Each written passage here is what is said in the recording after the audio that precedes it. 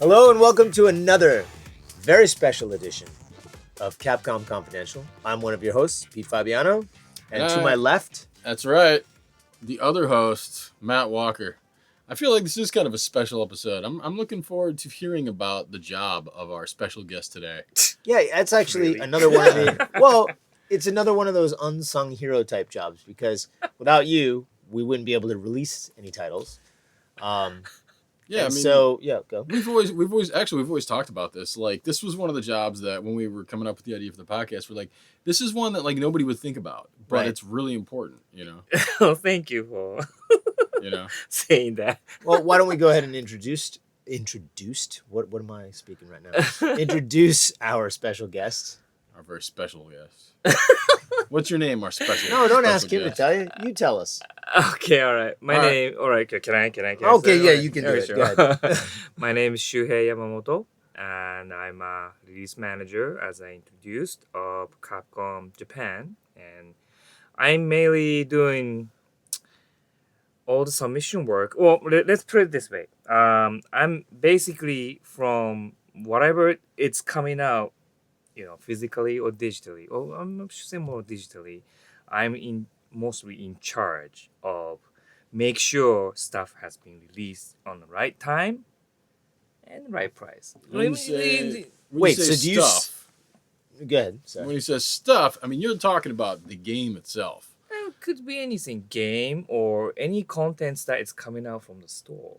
I'm usually pretty much handling it. Okay. It could be like soundtrack, could be theme, but as you just mentioned, mainly game, DLC, etc., etc.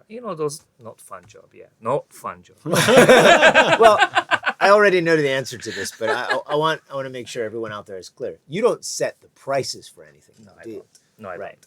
You just deal with whatever price was set internally, yes, and then make sure that set price is the one that actually goes out. So you're not paying $700 for a game, or $5 for something that actually costs more. Well, yes, yeah, Pete, you're right. I don't have any decisions of making any what banners it needs to be displayed or what price is going to be, price in each contents. But I just get materials from whoever its responsibilities. So like from the development team or salespeople. I'm kind of like sitting in the middle to gather all the information and make sure putting that information into the store and just publish it or release it so that. Before we go too deep into your role, I think you have a really colorful background, and I'd like to kind of focus on that. No, my background's not colorful at all. Yeah, sure it is, man. Fun job. Well, forget about the job for a moment. We've already focused on the fact, even though you've been doing it for years now. Let's go back. So you were born actually in Tokyo, is that right? Yes. Okay, and so, wow, that was a long, long time ago. No, just kidding. You were born in Tokyo and you grew up there as well. Yes. But you actually went to the States. So can you tell us a little bit about how that ended up happening? Okay. So I'm born in Japan. I went to schools there from like elementary to junior high. After I graduated from junior high, my parents kind of gave me opportunities to go to the state to study for whatever reason. And I had a family. Well, actually, I had a grandmother, and she already passed away. But at that time, I had a grandmother, and I was really interested in American culture back then. Wait, you had a grandmother in the U.S.? Yes, I was. Okay. I had, yeah. Yes. And she passed away. But at that time, I was really into American culture, like especially American sports, like NFL. Wow. Okay. NBL. I was more like the sports guy. Well, I'm not. I don't play sports, but anyway, I was really into the American culture, so I moved there from high school days, and it was a good thing that it just fit me, fit whatever the culture was there, it just fit me. So I ended up going to college, and I also worked there too. So like Wait a minute. So where were you in the States, first of all? Oh, okay. I was in New England area, Massachusetts. It's called Wilbraham, Massachusetts. And it's really close to Springfield, Mass, which is like towards to like the west side of Massachusetts for high school days. Then for the college, I moved to Rhode Island, which is just like the smallest state in whatever, like the 50th state, and I studied there for 4 years. Then I was kind of sick of, not sick, but I was kind of wanted to travel somewhere else, so I went to West San Francisco to work. So what was that like? Because the East Coast, where I'm from, and which is the best part of America. I like East Coast. Yeah, me too. But it's very, especially then. I think things with the internet and whatnot, and people moving west, things have kind of gelled a little bit more. There's still some differences, obviously, but back then it was kind of maybe a culture shock. Or how did you feel about that? Like growing up, or not growing up, but spending kind of your formative years, your high school years on the East Coast, and then Moving even to your West. college. Oh, okay. College time was also on the East Coast, and then going west. Did you feel any differences? Yeah, of course I felt different. Maybe going back to a little bit, the reason why I moved to West was, well, I didn't talk about myself yet, but I was more of the music guy.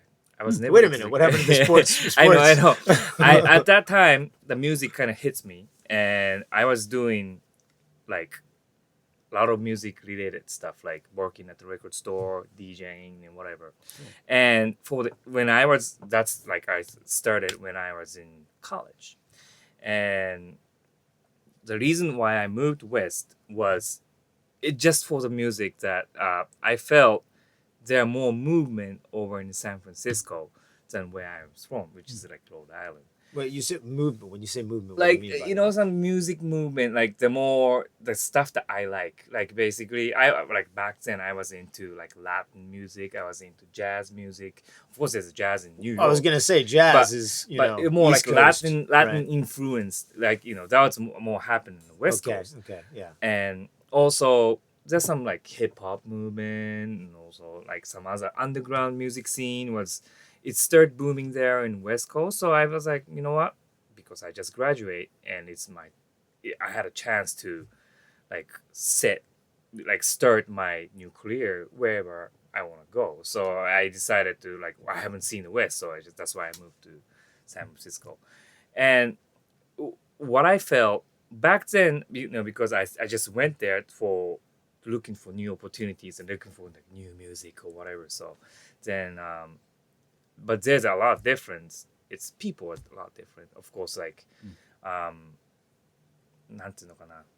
Well, the culture, is it cultural things? The East Coast culture and the West Coast culture, it's like people say like in the West it's easy to talk to, but in the East it's kind of more like it's harder to, I don't know. It's okay, but this is my stereotypical thing. No, go for it. Back in the day, I was like, people used to tell me like, in the West you can make any friends you want, blah blah blah blah blah. It's easygoing, nothing. So I was like, okay, that's cool. Like I don't know anyone. Maybe I can make any good friends, whatever stuff. When I moved to West, then I realized, yes, it was easy to talk to, but there's no depth. So it's exactly the same bias I had, where it was, I always felt that on the East Coast, and I think it's different now. I obviously have friends on the West Coast too, but I think on the East Coast, it's hard to get in, right? Hard to really find people and get in. But once you're a friend for life. It's deep, right? Yeah. On the West Coast, people tend to be really friendly, or this is the bias anyway, or the stereotype, but people tend to be friendly and they'll say hi and you can have a casual conversation. But taking it further than that and making it a deeper relationship seemed to be a bit harder. It's interesting. I feel like a lot of people that move from like the States to Japan experience that as well. Like they can make relationships with Japanese people on the surface at least, but actually creating a really deep relationship and something where you're going to see the person a lot and do stuff with them like outside of work and stuff is a little more rare, is a little harder to do. I think so. I mean, I don't want to bring into any racial stuff, but it's a color difference too. Like, of course, like, well, I'm Asian, of course, right? Last time, that's what I thought anyway. But then the place I went for high school and college, Mhm. Massachusetts and Rhode Island. Mm. Well, there aren't many Asian people over there, Mhm. Okay. so for them, either like they kind of want to know, like some people wanted to know, like who am I, right? It's like I never seen this Okay. Asian people. Yeah, you were kinda like, special. Like, yeah, it's like what is he like what is he thinking of, like Right. what is he like, whatever stuff, and It's a genuine interest, right? that's Yeah. a good, yeah, and that's why it was kind of it it was kind of easier for me to make a friends in the East, especially like kind of getting closer for the one who is really getting to, like なんていうのかな、その it's getting to um not mutual bonding, but you know what I'm saying, like if me and some other guy has the same kind of interest, and you all of a sudden like you start talking, You have a more, connection, yeah, right? connection is Yeah. right, and you know once you get connected to something and you get like good friends, Mhm. that's why it was kind of like when I living in the East, you know, I kind of like I had a really good friends, right? Cool. But when I moved west, there are more Asian people over there. Okay. Like so, it's not like new to anyone. So, Right. yeah, it's like Asians everywhere. But you know, of course, it's different though. It's like you Sure. know, each people, each person is different. On the individual level, Yeah, obviously, we're yeah, all yeah. different, right? Right. Yeah, but that's an interesting observation that, you know, at least where he was in Rhode Island, you know, there weren't as many Asian people, so he kind of stood out more. Right. Whereas, yeah, when you were in California, when you're in San Francisco especially, there's a lot, the Asian population there is a lot denser, right? And so, yeah, maybe you don't stand out as much in that sense. Yeah. That's interesting. Well, when I was in the East, the negative part was that I remember like By the way, what year is this about? that was like in my high school days, like high school college days. So 19 like till 1997. Okay. 97. I don't sorry until 2002. I'm sorry, until college days, right? You graduated college in yeah, 2002, yeah. right? Okay. When I went to I think it was Dunkin' Donuts, or either Dunkin' Donuts or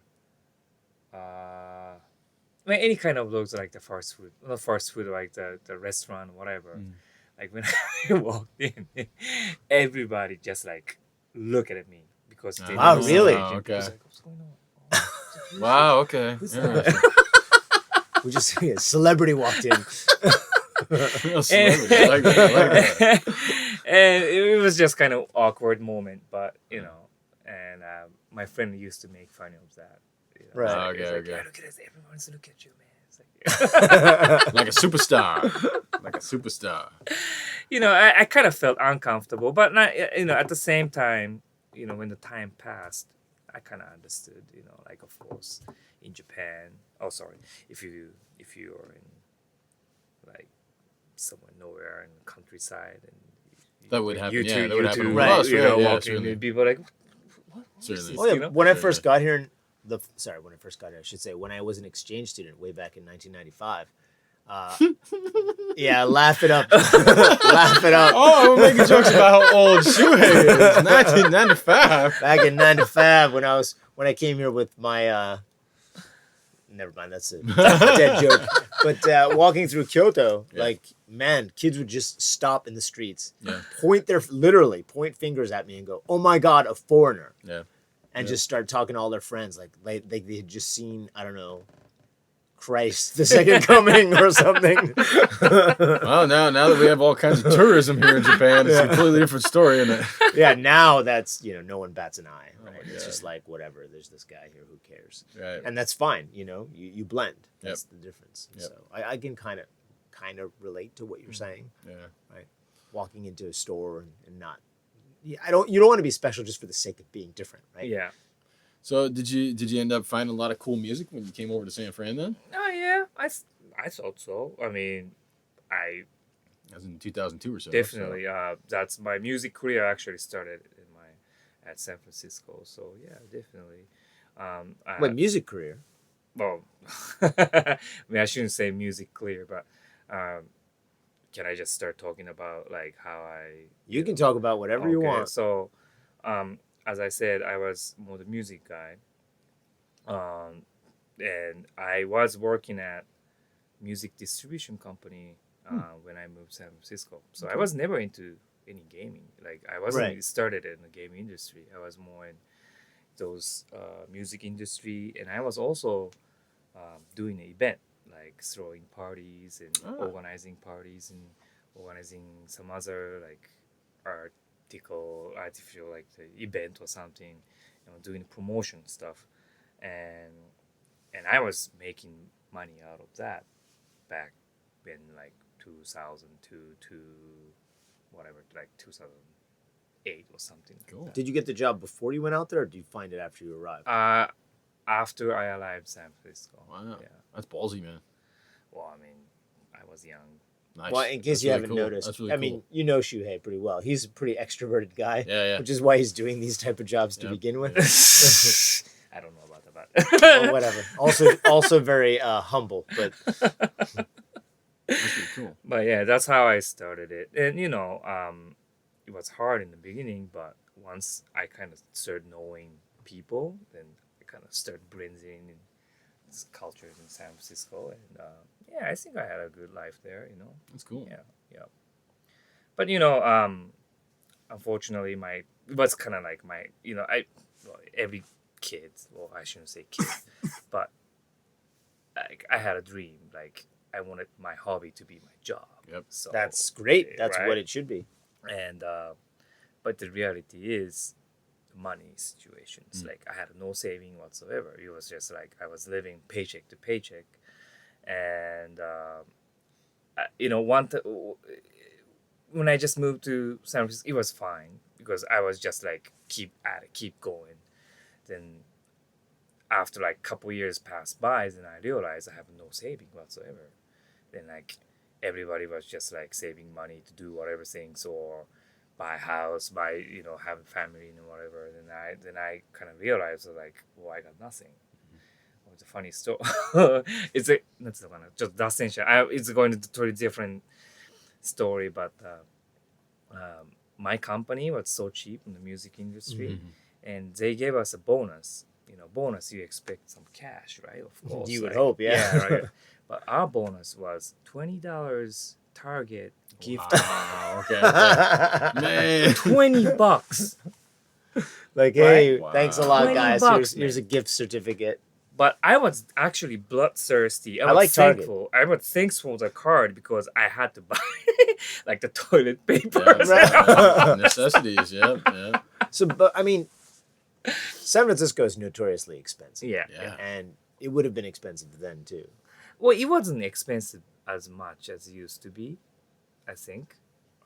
It was expensive, but Right. It wasn't as much as right now, you know what I'm saying? But yeah, it was expensive, and of course, like I couldn't live by myself, so I had to have a roommate and share the room, apartment, and everything. Yeah. But you were partying back then, right? Back then, yes, I was. So, maybe. So, I mean, would you say there was a bit of a trade-off? You were going out all the time, having a good time, having a good life. And in some ways, I mean, it sounds to me like you kind of came to your own realization. Well, hey, wait, maybe I just grow can't up keep or doing something. this. I wouldn't say not grow up because he was following his passion, right? But maybe it was something like, maybe I need to find a little bit more meaning and be a bit more stable. Is that what happened? Was it something that came? Well, okay. I just needed more cash. That's So at that point, you're just like, I just want money. I don't really care about anything. I just want the money. I just wanted to have a cash. Right. And then I liked what I used to do, but so I realized I have no cash, so I started looking for a job, and happened to be it's from my mutual friend, like a music related friend. His girlfriend's roommate was working at Capcom USA, and she told me, it was like, well, my roommate's actually looking for a guy who can speak Japanese and English, and doesn't have to know about anything about the game, but make sure knowing their culture, like Japanese culture and Right. American culture. And you want to interview? I was like, really? I was like, me working for like unknown music distribution company and Capcom, of course, like I don't play games, but of course I know Capcom because I was it's like Super Nintendo or Nintendo or that's in Japan called Famicom, so no Yeah. Famicom The, days. the, or, Nin- Street the Fighter NES, 2? right? yeah, and also an arcade, like my favorite arcade back in I was in Japan, junior high was like the Final Fight and everything. I used to play a lot. Right. Right. So and of course Biohazard, Resident Evil. Resident Evil. and of course I know Capcom.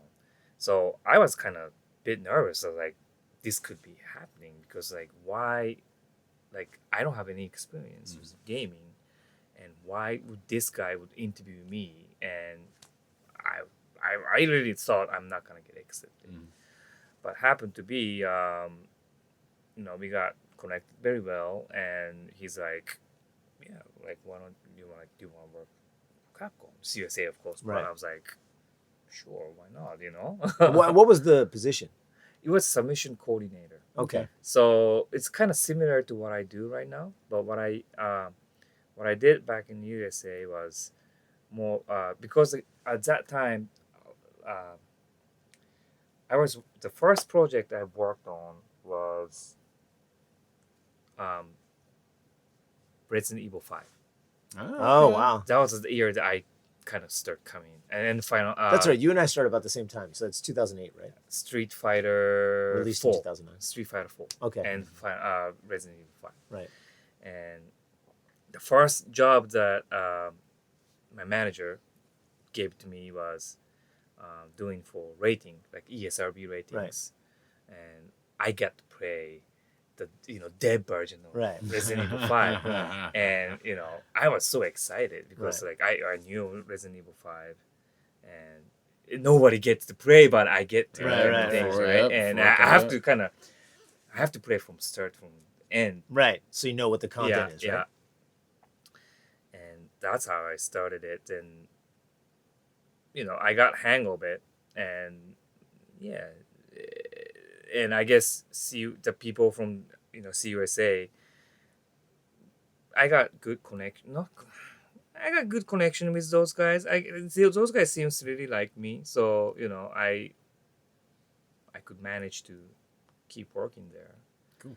For a year actually, and can I just keep going, move on? And what's happened was, that was year 2008. I was in CUSA, doing submission work like ratings and also getting the master ROMs or whatever, like Resident Evil 5 or Street Fighter 5 or 4, submitting to Sony, Microsoft, and was doing that kind of job. And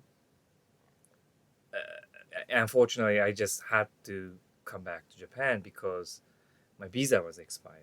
Oh. My original plan was to get the visa in CUSA. Right. That Right. makes And sense. stay in the US, Right. That right? makes sense. And my big, like, not my manager but my higher up there, my boss was like, sure, yeah, no worries, I'll get you whatever you need, man. Right. So I was like, I trusted it.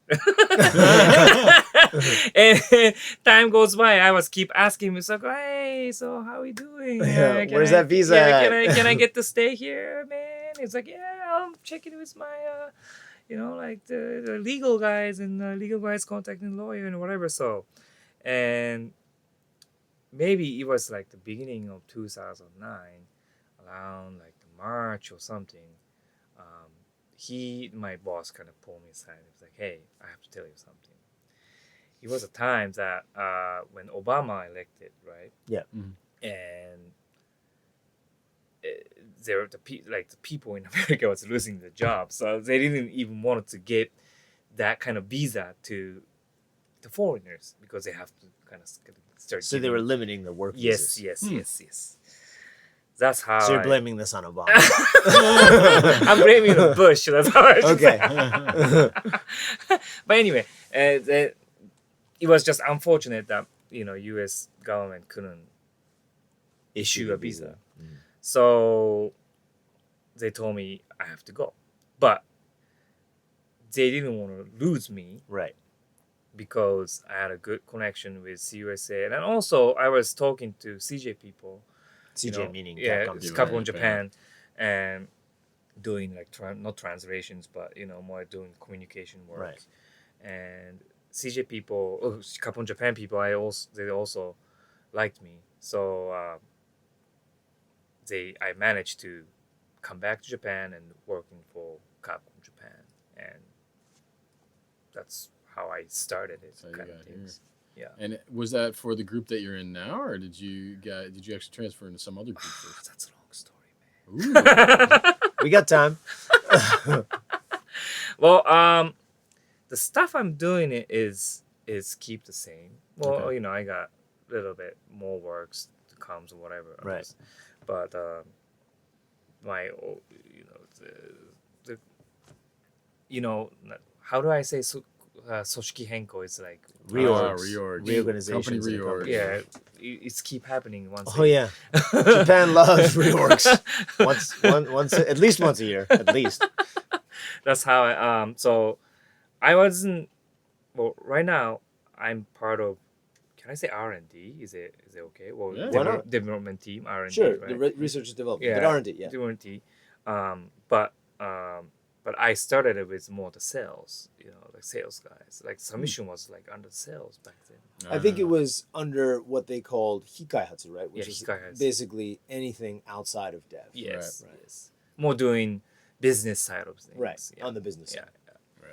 Right. That's where it was, anyways. But your job itself Is actually dev related. is Yeah. right. Well, it's like it's in between, right? Like Right. Yeah.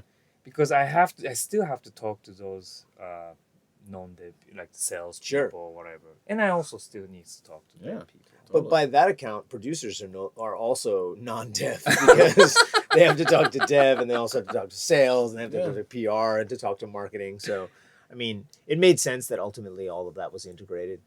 Yeah, man. Yeah. And so we started out the podcast with you talking about submissions a little bit, but yeah, I wanted to kind of clarify. I mean, when we talk about submissions, who are you submitting to? I feel like a lot of the time that's first party, right? That's like Sony, Microsoft, Nintendo, Valve for Steam, for instance, right? Yes. You're correct. Mainly, yes, we are submitting to the first parties, and you just mentioned all the names, the major one, Right. So that's our contact, and we submit whatever the requirement that they requested, and we submit it to those guys. Yeah. Right. And I mean, so that means that, and you guys end up managing a lot of like documentation requirements and stuff that a lot of people that even on the dev team don't really, even though they need to understand it, they don't really understand it as well. And so you guys are really experts on stuff like, for instance, like TRCs, TCRs, right? Mm-hmm. Stuff, which those are the rules that first party, like Sony, Microsoft, Nintendo, whoever Technical requirement has. checklist. Exactly. This is the stuff that this game needs to have needs to follow this in order for it to release on our platform. Yes, Basically, to yes. get our seal of quality, essentially, right? So you guys have that. You guys manage all the expectations and requirements for, as you were talking about, the first party stores, right? You're talking about the eShop or whatever, and you were talking about banners and stuff. So again, when we put a game up on that store, okay, what information, what assets, what videos, what images do we need to have up on that store for first party to say, okay, you can sell some on the eShop, right? Yeah. And in addition to that, you have to do some project management because, for example, let's say we need to get a rating. Well, we're going to have that time allotted so that we have master submission at a certain time, or we have to make it so that the ratings are available at that time. We have to know each territory has a different amount of time that is required for those ratings to be acquired. Right. So there's a lot of management of these small pieces that you need to put together, in accordance with their regulations, and also having our dev team understand what needs to be done, having the producers on board so they know what needs to be done. So there's a lot of coordination. Yes. So really, from early on, it's you, the release manager, the producer, maybe a project manager, maybe some other people, are all in a room, and you're going, okay, look, guys, if you want to release the game by this date, that means we need to have ESRB ratings by this time. We need to submit for ESRB. We need to submit for Zero. We need to submit for PEGI. By this time, this is what we're going to need for that, right? Which is quite important, right? Because without that, there's no game.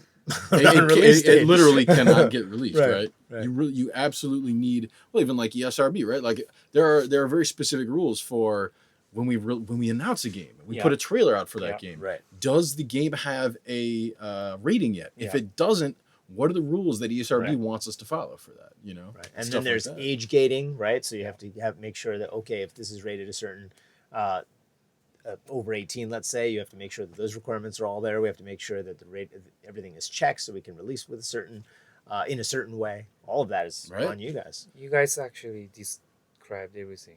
I think my job is Well, it's just we're just trying to illustrate how important Yeah. and how you guys are. And again, and this is why this is why we talked about wanting to have you on for so long, because again, it's one of these jobs that, like, you know, if you say release manager, it's like you're not You really press a gonna button, understand yeah, what that is. yeah. But it's like there is all this stuff that you guys are Right. the managers of the information of, and without you guys, it can't get done. Can I Right. say a thing? You can say as much as you want. Well, this is how I see it. My part, like the release managing job is, like, let's say you to develop the game from the beginning till the end. Our job is more like the closers, right? Yeah. And because we are not involved in creating the games. Yeah, of course, like you just mentioned, we are like, I can say to the dev team to make sure you have to meet those requirements, the TRC, TCR, you know, technical requirements, whatever stuff. Yes, that's our jobs to make sure you know our dev team is following those rules. But we don't get into like how the game is going to be, or you know, what kind of looks it should be, or what kind of story it should be. So it's more of like make sure we close it right and Right. you know, complete it the way that dev team like originally planned it, or maybe closer to what, you know, they originally planned it. Well, I would say that's definitely part of it, passing the baton, right? Once, okay, we've submitted now, well, all the lead up to submissions, right, is on you guys. But also along the way, you know, when we do certain events, for example, you guys have to prepare all of that. Yeah. So if we're going to prepare for, let's say, an E3 or a TGS or something, you have to have everything ready, make sure that team, you know, we're going to submit a build, let's say, if it's a playable, or we're going to have a trailer out. All of that comes on you guys. So you're not only just at the closing part, but you have to be there along the way, Yes, at least along yes. the marketing and PR roadmap. Well, even not, you know, making sure not to specify which first parties. There's certain first parties where before the game is even announced, you guys are taking the concept, and there's certain concepts that we have to submit and go, okay, this is the concept for the game. Is this going to be okay for us to release on your platform eventually, right?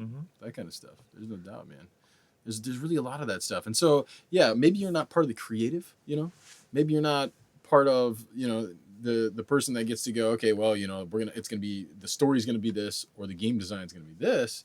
But, you know, there are only certain people that are really involved in those decisions anyways. You know, every different part of the dev team, we all have people that are going to be experts in a specific thing. Right. Artists, you know, artists, they're the ones that make the art, you know? Yeah. And you're not going to tell a programmer to make the art, because the programmer's not going to know how to make art, right? Right. And so, by the same token, you are, again, the person that manages all the expectations and requirements from first party. You actually said it nicely. Thank you. And I always thought that was really cool, because it's something that, again, you wouldn't really think about, but there's all this information. Like when I'm going back and forth with you guys, you know, I've been talking with Sumida-san from your team a lot lately, you know, and you know, we had you know, and obviously Uehiga-san back when he was on your team, and all the other release managers. yeah, you know, Yamasaki-san, all those guys. Like, Just talked to Shiho a few moments ago. you know, like these are all people that really, like, as a producer, I'm constantly talking to you guys. You know, it's through on whatever title I'm on. That's always been the case. Well, they have to interface, right? Mhm. So Oh, yeah. they're our window into whatever needs to happen next, right? So we're setting up, we're communicating, you Yes. and I, and we have to have a mutual understanding, right? Yeah. To get you what you need to talk to me, so I Yes. can get you what you need as Yeah, well. you know, And so we do work very closely together. It's very important. Yeah, especially like, it's funny. The release manager part is very, of course, like I get to talk a lot with the producers, but at the same time, as I said, those technical requirement stuff, and I get to talk to either like programmer, Sure. director, whatever. Yep. So it's like, come to think of it, so I'm kind of part of Yeah. R&D. Yeah, like the exactly. development teams. Because course. they have to, Yeah. they have to interact with you directly. Especially when you're putting up a document that requires that you explain some of the details of the game itself that you may not be able to answer, or some of those things have to come from the dev team themselves, whether it be the director or one of the managers on the team or someone. The one thing that the most important things for the release manager, the writing stuff I'm doing is, you'll be surprised about the communication. Oh, I'm Like, not surprised at all. You have to have a communication Oh yeah, skills. absolutely. Like, Oh yeah. and that's the most key part. And I'm not trying to bash any of my development teams here, but sometimes their language is not even Japanese. Right?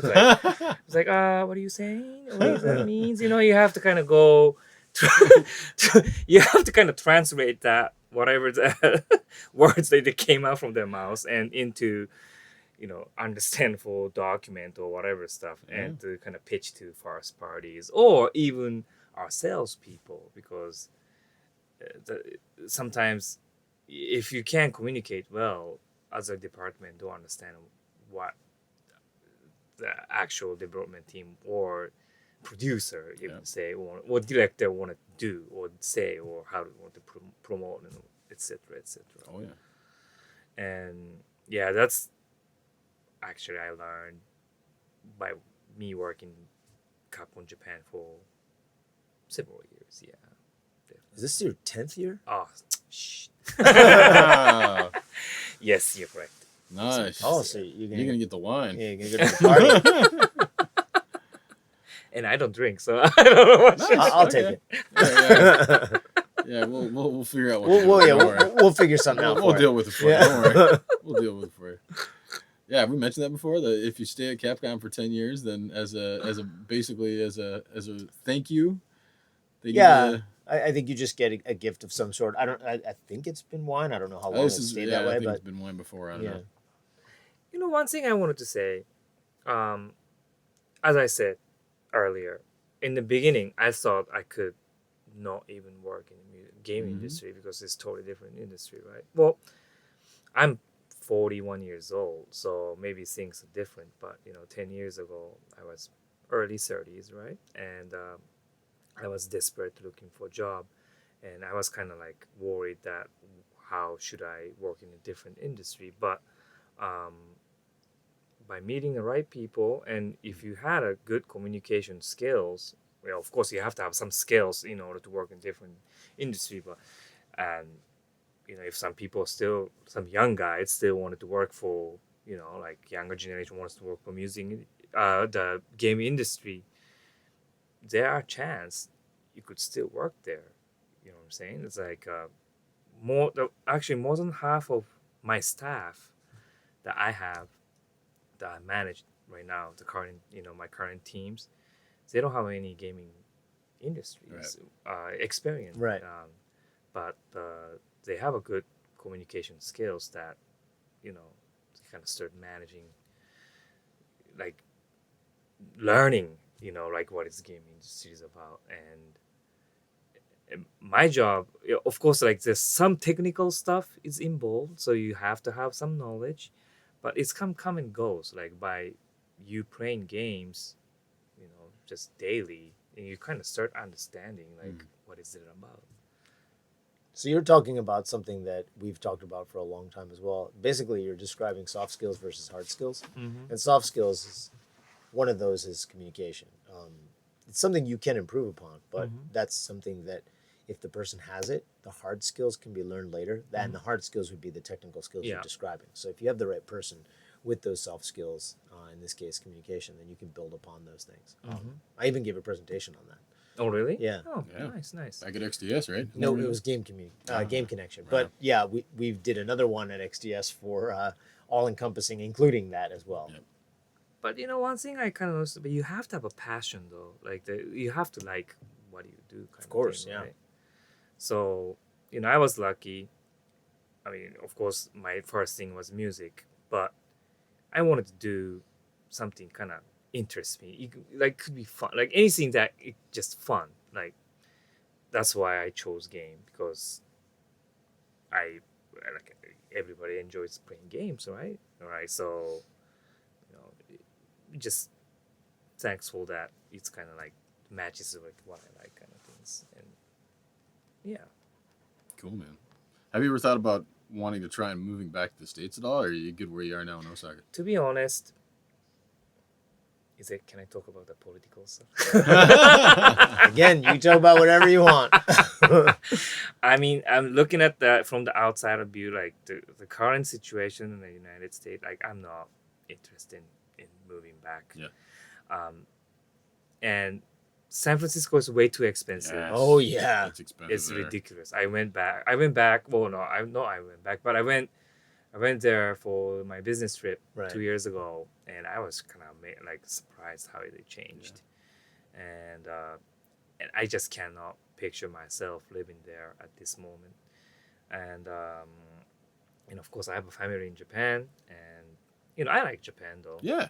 I mean, so some culture, some stuff I'd be like, kind of like grinding my teeth. I was like, oh my god, like those guys are so slow or backwards, or you know what I'm saying?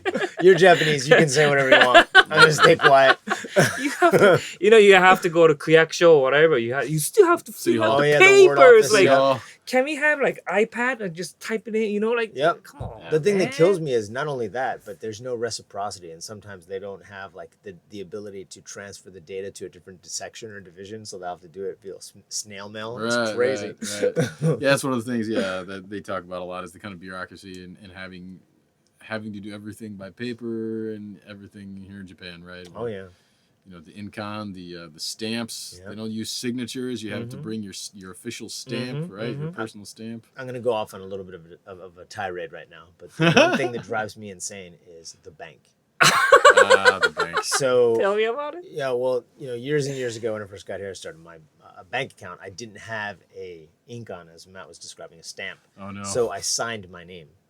Well, it turns out that anytime I go to the bank and need to sign, which isn't that often, but when I have to sign, they tell me it's not my signature. And I sign and I sign and I sign, and I realized that what had happened was on the original, luckily I found a nice teller who turned the computer screen around and showed me how I signed it. So there's a little square in the original document I signed. And it was I had to sign within the square. So basically what I did was I stacked my name, Peter J. Fabiano. So it's actually on 3 lines. But now, whenever there's a document, I can fill the whole name on 1 line. But if I do that, it's not my signature. Oh man. And as you know, the human signature changes over time. There's also that. So yeah, That's why it's better to have a stamp, Pete. because those can never be copied. No one could ever copy a stamp. But yeah, I mean, there's a lot of great stuff about living in Osaka, right? Like, we're talking about how expensive San Francisco is, but like here, man, oh man, like Osaka, I feel like is a great balance of like it's not too expensive, but there's some really nice stuff here. Yeah. Like I mean, we always talk about lunch. Oh yeah. You can go out for lunch here, and you can spend what $7-8 something like that and get a nice meal for lunch. Whereas in San Francisco, man, you pay $15 just for like a sandwich from the like literally just from like the supermarket. Yeah, man. So yeah, there's as a lot of people see on the internet, there's a lot of stuff about Japan that can be kind of a chore sometimes, but there's also nice things. And I reckon anyways that's kind of the way it is anywhere you live, right? Sure. There Anywhere are great you go, things, there's and gonna be good things and bad things. and of course your personal preference comes into play. Right. Yeah. One thing that we're gonna go on a tangent, but one thing I like to stress is that Japan is always listed, particularly Osaka and Tokyo, are I know always where you're listed as going with being this. one of the most expensive Expensive cities in the cities. world. I think that's nonsense. That Nonsense. all right. No, sorry, we're gonna subject you people to this. But so we've talked about this, and Right. yeah, at least growing up, that was always the case. But Yeah, you sure. still see that, and But there's no inflation here. and so Now we're experiencing it, but- what we've kind of deduced, what we've determined is that the methodology for those studies is messed up. Yeah. They're going, how much is a loaf of bread? Right. Here compared to like I don't know wherever somewhere. And a in the loaf of States bread or here is something. expensive. Well, a loaf of bread is, but a cup of rice. Yeah. not as It's- expensive, you know, like it's not that bad. And so yes, Rents? a Japanese person, you know, the way a Japanese person lives is going to be completely different from the way a person An in the West expat, lives, let's say. you maybe. know. And I think they also calculate probably square footage. So when you get an Mhm. apartment, they Yeah. tend to be smaller here. Mhm. But then you're looking at, let's say, an average of in Osaka anyway. Let's say even $1,000 versus $3,000 Mhm. in San Mhm. Francisco. That's quite a difference. Mhm. Right. Definitely. But yeah, yes. So we've talked about this. We feel like the methodology for those Skewed. is skewed, and it's unfairly saying that Tokyo and Osaka are really expensive places to live. Well, it's like no. If you live the way a Japanese person lives, they're actually really nice and affordable. Mhm. So there's that, you know. Especially Osaka Yeah. it's a decent price. Oh, yeah. So, Definitely. and it's not small at all, right? So No. it's not as big as Tokyo, but you know, it's everything you need is here. Yeah. So We it's still like, have great restaurants. Yeah. We have cool clubs if Yeah. you wanted to go Yeah. to. I mean, I'm probably going to get hate mail for that. I don't know. I don't know what the club scene is like anymore. But I mean, you DJ and whatnot. So you still go out and DJ, right? You're still doing DJ. Actually, here and there. Well, Cool. I kind of start dying down once a year also. Yeah. Still though, I mean, you could go out and there's kid friendly places, right? Yep, If you have a yep, family, yep. which is great. Well, you know, my favorite part is if you have a bike, you Oh, can yeah. pretty much get anywhere Exactly. from south to north. Yeah. And there's just so much cool stuff in Yep. between. You Sure. know? So if you have a bike, I mean, there's just you can go like, oh my god, there's this amazing Indian restaurant. Oh my god, there's this amazing Well, Italian this restaurant. pizza place, or I mean, and you know, you think, oh, Japanese food, but actually, this is the funny thing because we live here. But I almost never eat Japanese food out. Well, Almost never. Like every once in a while, we'll have a party at work, and then we'll go to an izakaya, which is basically they Japanese call it a bar. Japanese pub, but it's not really a pub; it's a restaurant, right? Yeah. With a bunch of a la carte food. Yeah. And that'll be kind of Japanese. But even the food there sometimes is not distinctly Japanese. They'll have like a hybrid of a Western Mhm. meal mixed in. yeah, like the Napolitan.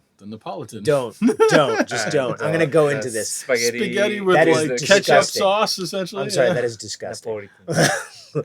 The Napolitan, yes, it's pizza. It's pasta with ketchup. Ketchup pasta. My kids loved it though. No, How old is your kid now? that is abuse. Kids do love it here, actually. Come to They think about do it, because do it's love filled that. with sugar. It's ketchup.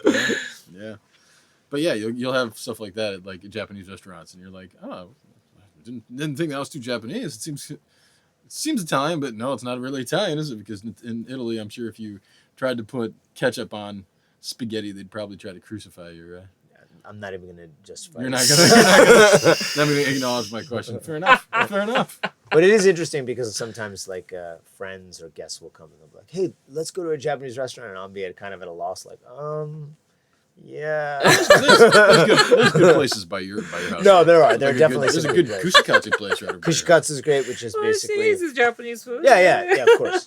Although Okonomiyaki. it's not what people typically picture, right? When you say Yeah, Japanese food, Yeah, you but don't think- there's a great okonomiyaki Yeah. place right next to my house. There's a There you great kushikatsu place, which is pretty cheap too, Right. and really good. Right. and Are there those- any good sushi places by your house? Yes. Yeah. Well, there you go. I mean, Neri- if you think Nerikoma- Japanese yeah. food, the first thing when people think when they think Japanese food is Sushi sushi. there. So Yeah, there's a really good sushi place It's nearby. not the kaiten sushi. You know what's Yeah. the kaiten sushi? The one like the On the crate- conveyor belt, Yeah. right? conveyor belt sushi, yeah. Yeah, I mean, we do know places like that. It's just, it's more often we're going, if we do go out at all, Yeah, it's yeah, usually to yeah. Western stuff. Yeah, you guys are good about cooking at home. That's really important. Yep. Yeah. Yep.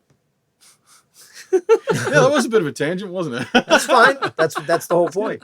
That's good. They learn, hopefully people have learned about Osaka and how, actually the food culture here is pretty good. Actually, Yes. it's called Japan's Kitchen, right? That's what That's- people that's said. the Osaka? nickname. Yeah, Osaka. Um, Everybody said like even like people, everyone like was anyone that coming from any musicians that comes to Osaka, they tends to talk to Osaka as just like the food place. Yeah. Oh, yeah. Things, yeah. Yeah, it's man. cheap and good because if it's not, the business is going under. People are, yeah. Because people in Osaka are very, very strict about that sort of stuff, right? Yeah, yeah. They don't care so much about the ambiance. I think that's changing a bit, but it's more about is the food good and is it pretty cheap? Yeah, yeah, definitely. There's actually a Netflix special out right now. I think it's called Really? Street Food, Oh, yeah? and there is a place that's near my house. It's in Kyobashi. This guy he just started. It's all outside. It's an izakaya that's all outside. Oh, cool. You've definitely seen it. Toyo. I think that's the name of it, maybe. Yeah, but it's about him. There's a whole episode about him. It's Ooh, pretty interesting. Outside Osaka, I'd be down with that. Isn't that Kyowashi, like they serve fish and stuff? Yeah, right? yeah, right, Toyo, exactly. Toyo. Yeah, that guy. Nice, man. Hey, I didn't know that. Yeah, check it out. It's really cool. So you've been at Capcom. So you said you worked on SF4. You worked on SF4 and Resident Evil 5. What was your favorite title that you've got to Do I have a favorite work title? on? Do I have a favorite title? You like them all the titles are your favorites? That's kind of hard to say. I don't have any favorite titles. Well, I don't know. How about okay? were there any titles? I mean, obviously RE5 was one that you got, and you're like, holy crap, I get to play RE5. Yeah. Was there any title that you were like, oh my god, I get to play this before it comes out? How cool is that? That was only the Just Resident RE5. Evil 5 that I had. After that, you were just used to it. That makes sense. Well, it was just. It's kind of hard for me to observe, like, any times that you work in the project, you sometimes kind of had attached to it, and you feel like I've done it or whatever, right? Right. But for the submission job, it's always come and go. So Yeah. like after your project is done, and also all of a sudden like next project already started, kind of enough Yep. that I just don't have a time to think of myself, like, oh, what I've done at this title and that. The only things is always like just like sticks me is like what I have done wrong. Okay. So to make sure it never happened the next Right, time. right, So right. only the bad memory just sticks. I know what you mean though. Right. What could I have done better? Oh, especially by the end of the project, right?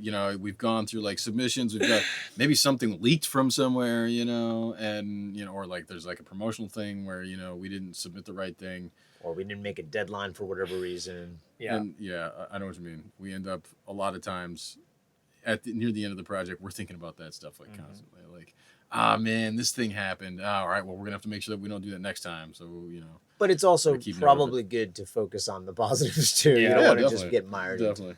But most of the time I enjoyed it because I get to talk to those development guys, and they by asking them questions, like I kind of start knowing how the game has been developed and how the game has been created, and how hard it is for those individual part, like the programmers and everything, or even like the artists, like, and it's kind of interests me, like, so that's the point that it's kind of always like, kind of motivate myself, Definitely, man. Well, my job my job is not as interesting as Well, I think that's It's not glorious.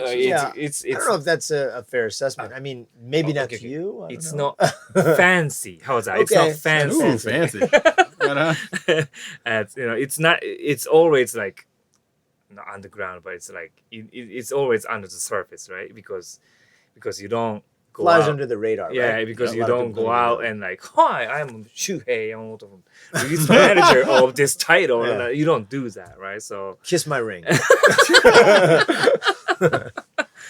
but if you have a passion enough for the game industry, you start knowing like how the game develop. You get the whole entire flow of how games has been created and how it's going to be published, and it's kind of fun. Yeah. If you like the games, yes, Yeah, man. that's what I think. I think that's a good way to close us out. Yeah, it's good. Do you have any closing words for us? People? That's a tough one, man. I'm not good at that kind of stuff. The closing words. Well, if you have a passion and you have some kind of skills, that specialized, and if you're lucky enough, you get to work for the music industry. No, not music industry, the game industry. And then the truth comes out. Maybe I should start over again. No, that was great. That was great. That's good. If you really follow your passion, you might go where you wanted. And Shuhei, he clearly wanted to be in the music industry. Yes, I still have a regret, but at the same time, Never regret. No, that's that's fair. I mean, Yeah. but obviously you've been here for 10 years. 10 years. So, I mean, there's something to be said for that. Yeah. But, if you have a passion, yes, you can still do it. There you go. Cool. Nice And motivational message from Shuhei. yeah. I like that. And usually at the end, we close out by saying our Twitter handles, but you don't have to if you don't want to. Is there any way, people can reach you on social media, Oh or you my just don't want them to? That's Really? fine. Yeah. Up to you, man. Either way. It's your call. Well, I have a Facebook account. That's what I got. pretty You don't much. want all those Facebook requests. Okay, so maybe Facebook is. Oh, Instagram. How was that? There you go. Ooh. Yeah, I have an Instagram account. The Tokyo Component. Well, that's my DJ. That's name, your DJ name. actually. Oh, cool. Tokyo The Component. Tokyo, like you. I live in Osaka, but still using the Tokyo, right? You're Right still on. an asshole. Oh, he's from Tokyo. Well, because I'm too. from Tokyo. Yeah. Okay. So yeah, I mean, if you want to hit me up at Tokyo Component, that's my Instagram. Nice. I've been posting. Well, I don't post much, but yeah, if you're interested. Yeah. You have an artistic side too, so for sure you're going to talk mostly about the albums that you've kind of purchased, and it's pretty music, cool. the Yeah, no, if music. you're into music, actually, it's really cool to Yeah. follow Shuhei. Well, I get Find out about events. those like left field kind of type of music that if you're interested, yeah, definitely follow me. And Matt, Retro Otoko on Twitter. How about you, buddy? I am at P Fabiano, and you can find us, Capcom Confidential, and Dev1, where? Dev1 underscore. Thank you, Matt. Underscore official. I had to think about Yes, that. that's right. Dev1 underscore official is our official Twitter handle, or Twitter. What's it called? Yeah, you're right. Twitter Is it a handle? handle. Is it a handle? Probably a handle. I don't Is know. it an ID? I don't know. Anyway, thanks a lot for listening again, and we hope you enjoy the show. Please subscribe. Get on YouTube as well and subscribe if you'd like, because that'll help us to actually be able to do live streams from the phone If we need instead, Yeah. instead of using the other methods that we have available to us, which are not many. But otherwise, yeah, thanks a lot, guys, and we hope you enjoy the show.